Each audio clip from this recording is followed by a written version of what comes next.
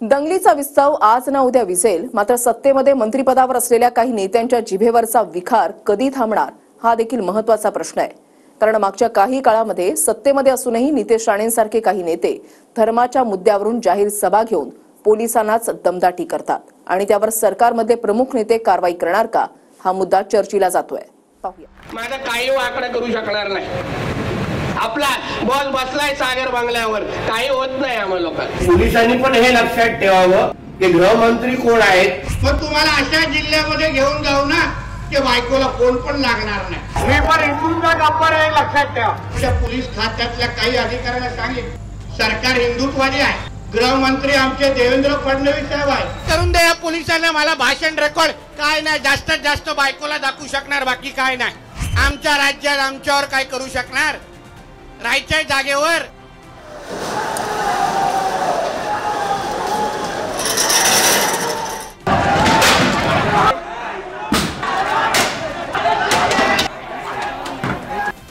अखेर स्वतःच्या शहरात दंगलीची आग भडकल्यानंतर उशिरा का होईना पण गृहमंत्री फडणवीसांनी आपले बेताल मंत्री नितेश राणेंना तंबी दिल्याची बातमी समोर आली। पण ज्या नितेश राणेंनी 1.5 ते 2 वर्षांपासून खुद्द फडणवीसांच्याच गृह खात्यावर सवाल केले, फडणवीसांच्याच नावाचा दाखला देत पोलिसांना धमक्या दिल्या, त्या राणेंच्या जिभेला याआधीच आवर का घातला गेला नाही हा प्रश्न अनुत्तरित आहे। मिरजेतल्या भाषणात कायदा हाती घ्या, सागर बंगल्यावर आमचा बॉस असल्याचं राणे म्हणाले। भाजपत आल्याशिवाय निधी मिळणार नाही म्हणून त्यांनी विरोधकांच्या सरपंचांना धमकावलं। पोलीस फार फार आपल्या बायकोला व्हिडिओ दाखवतील अशी मुक्ताफळं राणेंनी उधळली। पोलिसांच्या अशा जागी बदल्या करेल की त्यांच्या बायकांचेही फोन लागणार नाही म्हणून राणेंनी दमदाटी केली।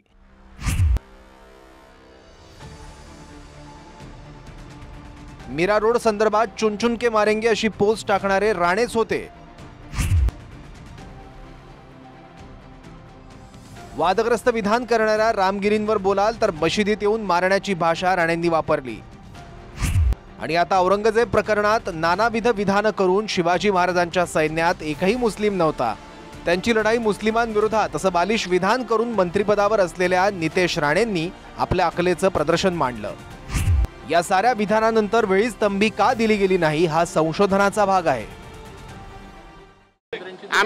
मी लाडक्या याद्यामधला एक आहे, मुख्यमंत्रीची एक लाडकी मंत्र्यांची यादी आहे, त्याच्यामध्ये नितेश राणेचं नाव आहे। त्याची तू चिंता करू नका।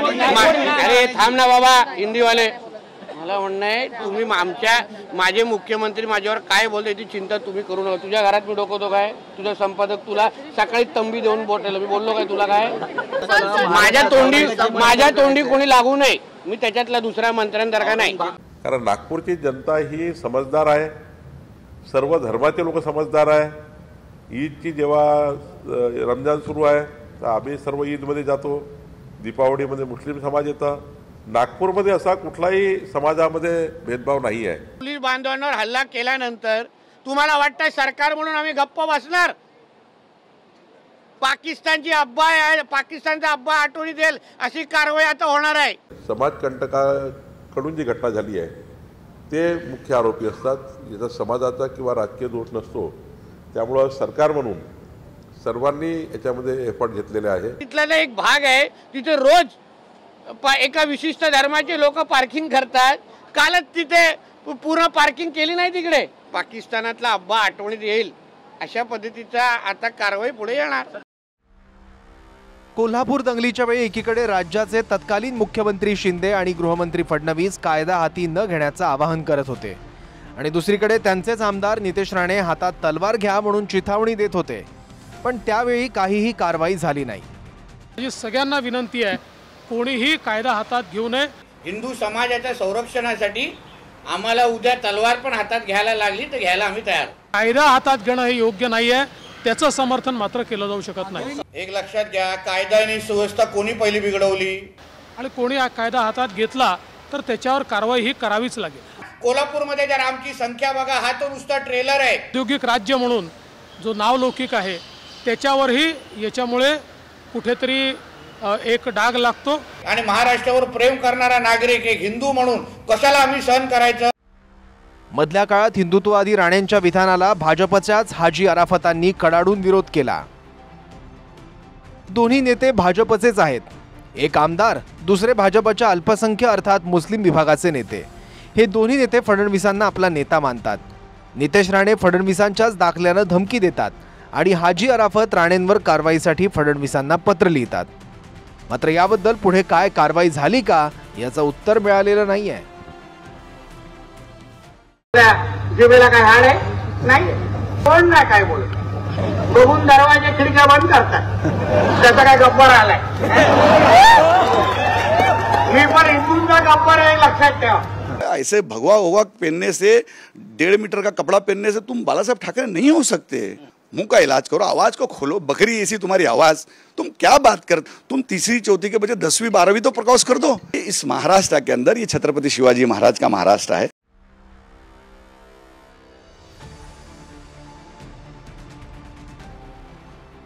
पोलीस दलावर विधानं केल्यानंतर पोलीस पत्नींनी मुंबईतल्या वरिष्ठ पोलिसांकडे नितेश राणेंच्या तक्रारी दिल्या, पण त्यावर काय कारवाई झाली हे अद्यापही गूढ आहे. तो साला हलका टिपू सुलतान, त्याला नीचला आपण टिप्या म्हणतो. त्या टिप्याची हे लोक लाल करत बसले. मला फोटो आणले तर थुकीन साल्याच्या तोंडावर. काही कोण करू शकणार नाही. मला काय करून द्या या पोलिसांना. मला भाषण रेकॉर्ड काय नाही. जास्तीत जास्त बायकोला दाखवू शकणार, बाकी काय नाही. आमच्या राज्यात आमच्यावर काय करू शकणार. राहायच्या जागेवर. तू काय हिरो सारखा दिसतोस का? पाळ्याखाली स्टूल घेऊन भाषण करतोस 1.5 फुट्या. तुला बघायला आम्ही काय रिकामे आहोत का? तू काय हिरो आहेस का? मग तुला जर एवढी हिंमत आहे ना पोलीसवाल्याचं, तर तुला असं वाटतं की पोलीसवाले काय करणार? पोलीस प्रोटेक्शन काढून बाहेर फिरून दाखव. तुला ना खेटराने पूजा केली तुझी, ना पोलीस महिलाच तुझी पोटराने पूजा करते. त्या मूर्खाला एवढं कळत नाही की पोलीसवाले जे व्हिडिओ काढतात हा त्यांच्या ड्युटीचा भाग असतो. त्यांना ते रेकॉर्डिंगला ठेवावं लागतं, म्हणून ते करतात. बायकोला कशाला दाखवतील जाऊन? परमेश्वराने तुला जन्माला घालताना वाकडे तिकडे थोबडा करून पाठवलाय. त्याला माहिती होतं खाली जाऊन तू काहीतरी वाकडे तिकडे करणार. तुझं थोबड तरी बघण्यासारखं आहे. तो पोलीसवाल्याच्या बायकोचे तुझे व्हिडिओ बघणार का? तुम्ही जे काही बोलते, तुम्ही राजकारणी आजपर्यंत एकमेकांवर काय फुलं उधळतात ते आम्ही बघतोयच. पोलीस खात्याबद्दल तुम्ही जबाबदार पदावर राहता, जबाबदार व्यक्ती आहात. काय आमदार खासदार कोण राहून गेलाय? तुम्ही जबाबदारीने बोला ना. होत्या की आमचं राज्य आहे म्हणजे पोलीसही आमचं काही करू शकत नाही असं नाहीये. पोलीस तुमच्या दबावाखाली आहे का? तुम्ही जाहीर सभेत सांगतात की पोलीस आमचं काही करू शकत नाही, म्हणजे याचा अर्थ तुमचा पोलिसांवर दबाव आहे. आपली सत्ता असूनही राणेंना आपल्या गृह खात्यावर विश्वास नाही का, हे कोड आहे. आता भलेही नागपूरचे पालकमंत्री बावनकुळे हिंदू मुस्लिम शीख ईसाई हम सारे भाई भाईची माळ जपत असले तरी याआधी राणेंच्या विधानात चिथावणी कुठं आहे असा भाबडा प्रश्न बावनकुळेंना पडत होता. पोलिसांच्या समोर देतो, चिंता करू नका. माझा काही आकडा करू शकणार नाही. आपला बॉल बसलाय सागर बंगल्यावर, काही होत नाही आम्हाला लोकांना. नाही, त्यांनी काय आवाहन केलं मला माहिती नाही, पण महाराष्ट्रामध्ये एकच नेते आहे देवेंद्रजी. त्यामुळं सर्वच आम्ही देवेंद्रजीच्या नेतृत्वात काम करतो. त्यामुळे नितेश राणे जर असे बोलले असेल त्याला काही वावगं नाही आहे. ज्या पद्धतीने आम्ही सर्व हिंदू मुस्लिम शीख ईसाई एकत्र काम करतो, नागपूर शहरामध्ये सर्व एकत्रित सण साजरे करतो. पुढच्या काळातही आपण सर्व एकत्रित राहून जे समाजकंटक आहे ते समाजकंटक या पद्धतीने पोलिसांवर अटॅक करतात, हे समाजकंटक शोधून काढले पाहिजे. पण समाजाने आणि नागपूरच्या जनतेने पोलिसांना आणि प्रशासनाला सहकार्य केलं पाहिजे. दंगलीनंतर सत्ताधारी नेत्यांच्या अजब दाव्यांचा सिलसिला मागच्या अनेक काळापासून सुरू आहे. प्रत्येक दंगलीनंतर बाहेरच्या लोकांनी येऊन दंगल घडवल्याचा दावा नेते मंडळी करतात. पण हे बाहेरचे लोक येतात कुठून? त्यावेळी पोलीस आणि इंटेलिजन्स झोपा काढत असतं का याचं उत्तर मात्र मिळत नाही. जून 2023ला कोल्हापुरात दंगल झाली तेव्हाही बाहेरचे लोक आल्याचा दावा झाला. विशाळगडाच्या अतिक्रमणाशी संबंध नसलेलं गजापूर गावात घरगाड्या पेटवून दिल्या गेल्या. धार्मिक स्थळांची नासधूस झाली तेव्हाही पुण्यातून लोक आल्याचा दावा झाला. हे लोक आम्ही येतोय म्हणून आठवडाभर आधी व्हिडिओ बनवत होते, पण पोलीस प्रशासन ढाराढूर झोपलं होतं. साताऱ्याच्या गावातही असाच काहीसा प्रकार घडला. इथंही बाहेरून आलेल्या लोकांनी दंगा केल्याचा दावा करण्यात आला आणि आता बाहेरून आलेल्या लोकांनी नागपुरात दंगल घडवल्याचा दावा सत्ताधारी आमदार करतायत. बाहेरनं येणाऱ्या लोकांनी ज्या सामान्य लोकांचे घरं पेटवले, मग त्यात दुरुक्कर परिवार, पेशणे परिवार, घाटेंचे परिवार आहेत, शिर्केंचे परिवार आहेत आणि टिपून टिपून त्यांनी घरांवर दगडफेक केली आहे. गांधीबाग सहकारी बँक चिटणीस पार्क चौकात आहे, त्याच्यावर दगडफेक झाली अशी माहिती आहे. लोकल तरुण आहे की बाहेरचे मुलं आहेत? काही लोक जे आता जे दिसत आहे, जे आम्ही 3-4 लोक ताब्यात घेतले ते बाहेरचे पण होते आणि काही स्थानिक लोक आहे हे आम्ही बघतोय त्यांच्या कोणाकोणाचे काय काय रोल होता आणि कशासाठी. कारण सकाळी ज्यावेळेस बाहेरचे म्हणजे कुठले नेमके इथलेच शहरामधलेच. जर मुख्यमंत्र्यांच्या मतदारसंघात बाहेरून येऊन लोक दंगा पेटवत आहेत, याचा अर्थ असा आहे की मुख्यमंत्र्यांचं गृह खातं, तो गृहमंत्री म्हणून ते अपयशी आहेत, फेल्युअर आहे.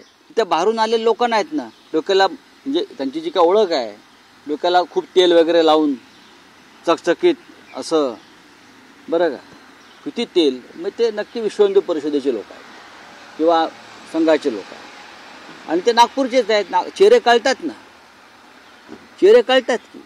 आणि हे चेहरे देवेंद्रजींना नक्कीच माहिती असणार कोण आहेत ते. दंगलींची सुरुवात कुणी केली, कोणते लोक कुठून आले, हा सारा भाग अलहिदा. नागपुरातला दंगा हा काही इतिहासातला पहिला आणि शेवटचा दंगा नव्हता. पण मंत्रिपदावर असलेले नेते आपल्या भाषेवर नियंत्रण ठेवणार आहेत की नाही हा मुद्दा आहे. महापुरुषांना सीमित करण्यात सर्वाधिक वाटा त्यांच्याच अनुयायांचा असतो आणि नेत्यांच्या प्रतिमेचा घात त्यांच्या चेल्यांकडून होतो, हे धुरीण मंडळींनी विसरू नये. की काल एक मंत्री संध्याकाळी म्हणतो कारसेवकांनो तयार राहा, त्यावर काय कारवाई केली हे मला कळलं पाहिजे.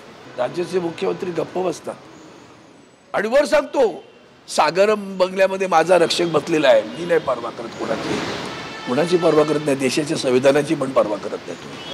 नाही, असं वादग्रस्त वक्तव्य कोणतं हे तर मी ठरवू शकत नाही. हे तर पोलीस विभागाचं काम आहे. माननीय देवेंद्रजी कोणालाही वाचवत नाही. हे आपण आता एक राजीनामा आपण घेऊन बघितलं आहे. यावर मी मत व्यक्त करण्याच्या ऐवजी माननीय देवेंद्रजींनी अशी वक्तव्य तपासावी आणि त्याचा सर्टिफाय करावं. Bureau report, TV9 Marathi.